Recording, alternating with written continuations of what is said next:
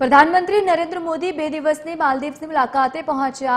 માલેના વેલાના આંતરરાષ્ટ્રીય એરપોર્ટ પર વડાપ્રધાન નરેન્દ્ર મોદીનું સ્વાગત કરવામાં આવ્યું હતું। માલદીવના રાષ્ટ્રપતિ મોહમ્મદ મુઇઝુ દ્વારા ભવ્ય સ્વાગત કરવામાં આવ્યું। આ પછી વડાપ્રધાન નરેન્દ્ર મોદી અને માલદીવ્સના રાષ્ટ્રપતિની હાજરીમાં બંને દેશો વચ્ચે અનેક એમઓયુનું વિનિમય થયું છે। મહત્વનું છે કે પ્રધાનમંત્રીની માલદીવ મુલાકાત દરમિયાન ભારતે નવા એમઓયુ હેઠળ માલદીવને ₹4,850 કરોડ રૂપિયાની લોન સહાય પૂરી પાડી છે। આ મામલે વડાપ્રધાન નરેન્દ્ર મોદીએ કહ્યું છે કે ભારત માલદીવનો સૌથી નજીકનો પાડોશી છે।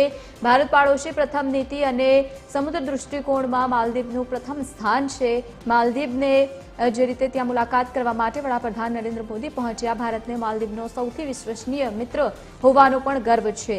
સંકટ સમય હોય કે મહામારી સમય હોય, ભારત હંમેશા તેમની સાથે સૌથી પહેલા ઊભું રહ્યું છે। પછી ભલે તે આવશ્યક ચીજવસ્તુઓની ઉપલબ્ધતા હોય કે કોવિડ પછી અર્થતંત્રને સંભાળવાની વાત હોય, ભારત હંમેશા સાથે મળીને કામ કર્યું છે।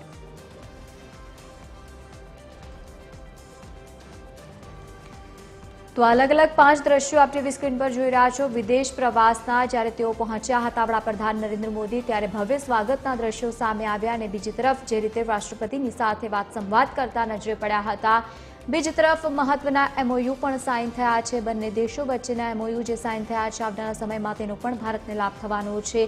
તો સાથે જ એક સંબંધોમાં નવો અધ્યાય શરૂ થયો હોય તેવા દ્રશ્યો સામે આવ્યા છે।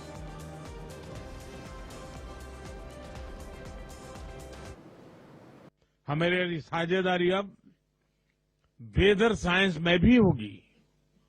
मौसम चाहे जैसा हो, our friendship will always remain bright and clear.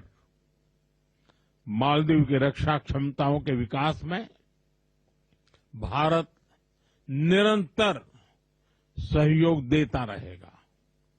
Hind महासागर क्षेत्र में शांति, स्थिरता और समृद्धि हमारा साझा लक्ष्य है।